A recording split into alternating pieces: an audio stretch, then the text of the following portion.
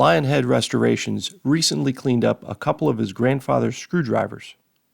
They were marked Yankee number 95, North Brothers, Division of Stanley Tools, Philadelphia, PA. The North Brothers number 90 and 95 screwdrivers are among my favorites, so I thought I'd do a show and tell of the ones I have and share some history of North Brothers and their relationship to Stanley. Selden Gladwin North ran an iron foundry in the late 1800s. He was joined by his brothers Ralph and Frank, and the business was incorporated as North Brothers Manufacturing.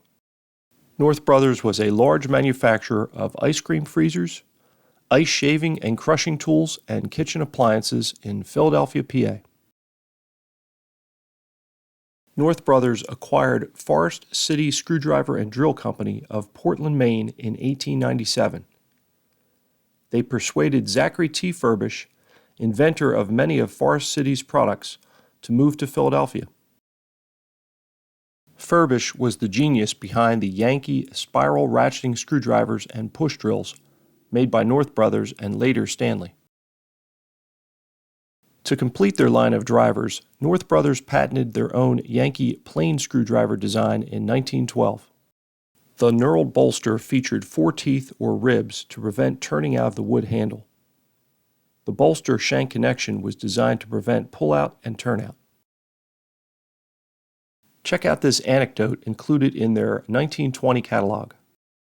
"What's the Yankee plain screwdriver good for anyhow?" asked a certain hardware buyer of our Yankee toolman the other day.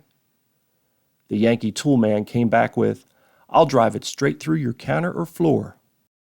Voicing his objection to the marring of counter or floor, the tool buyer proceeded to remove the lettering from a heavy sledge with a number 90 under the blows of a 1-pound hammer.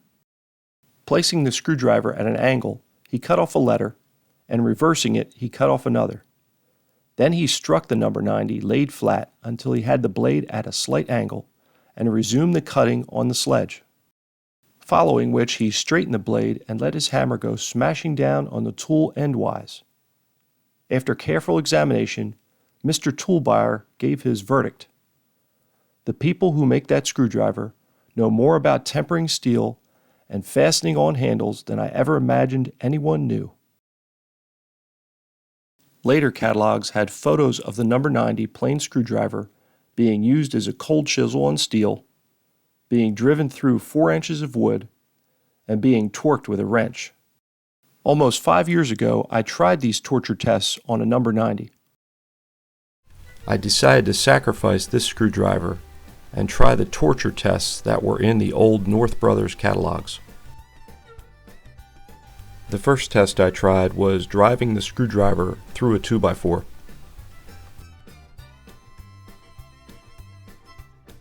The number 90 appeared unscathed. This is a rivet I made out of a common nail. I used the number 90 like a chisel.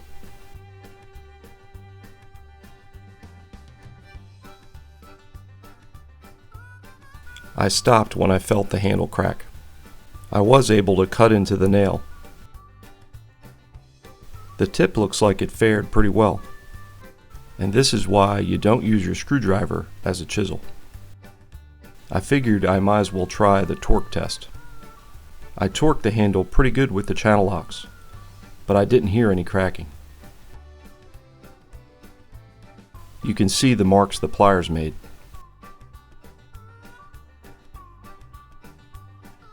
The crack is pretty bad.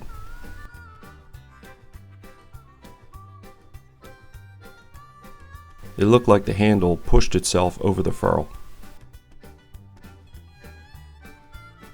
It looks like I'm going to have to restore this one. Stanley Tools acquired North Brothers in 1946. The factory in Philadelphia was closed in 1958. Stanley continued offering the number 90 and number 95 Yankee screwdrivers for many years.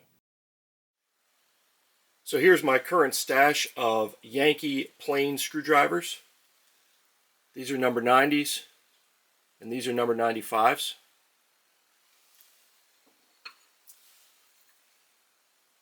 The number 90s have a standard flat tip.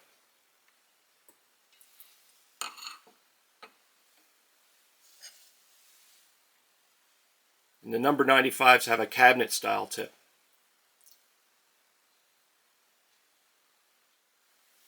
The largest number 90 I have right now looks like 8 inches. I believe the number 95s came in half-inch increments. So here my largest number 95 is a 5.5.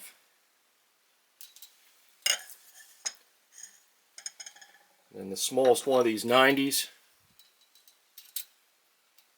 looks like it wants to be 3.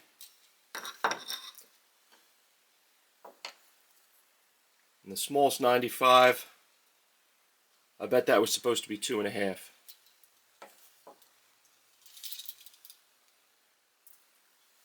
This one right here is my everyday driver. This is the one you saw me put through the torture test. I had to do some body work on this handle. And then somewhere along the line I broke the tip.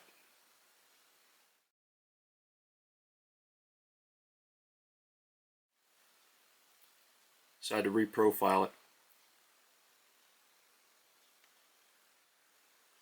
These 4 screwdrivers have similar markings on their ferrules. See if I can bring you in here close.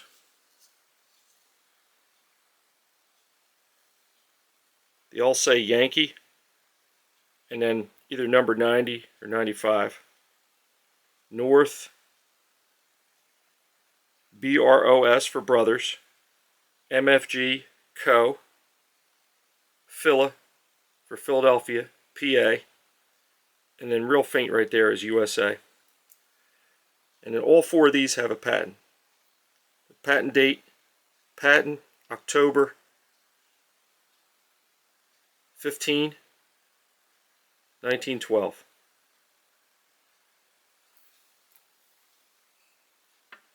I think these 4 having the patent date on them makes them the older ones in my collection. These 2 are marked Yankee, number 90, North, Bros, Manufacturing Co. Now Philadelphia is spelled all the way out now, see? Philadelphia, and then made in United States of America, all spelled out.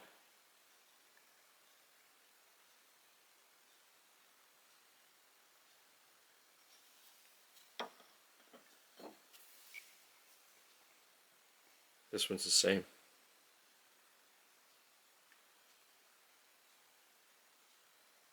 United States of America isn't real clear on this one. You can barely see America there.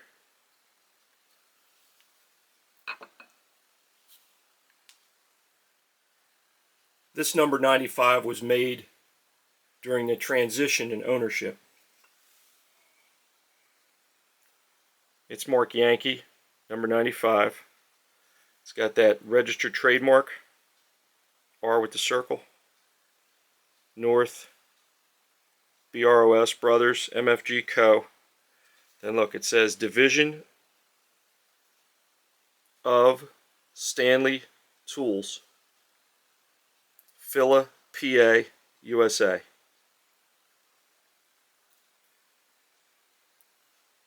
So this one would have been made after 1946, before 1958. And I believe these 3 were made after 1958.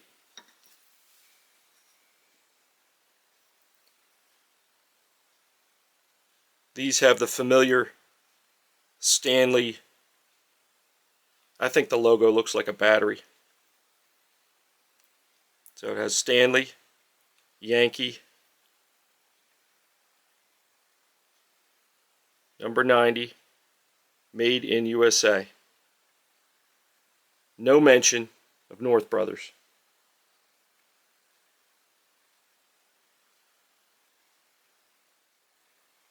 These are more modern versions of the 90 and 95 design.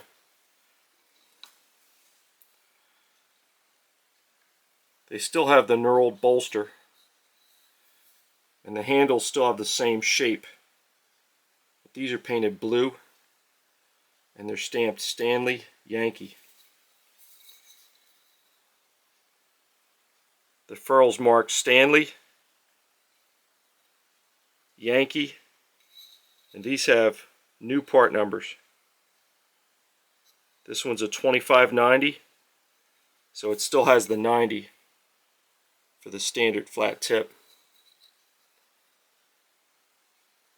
Made in USA.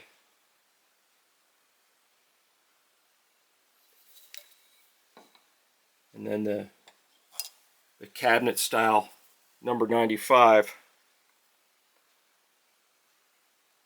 is now 45.95.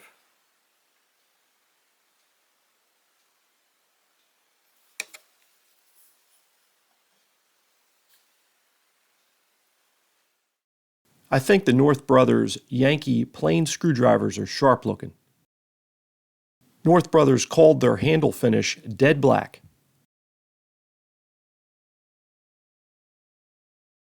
The knurled bolster is unique and distinctive.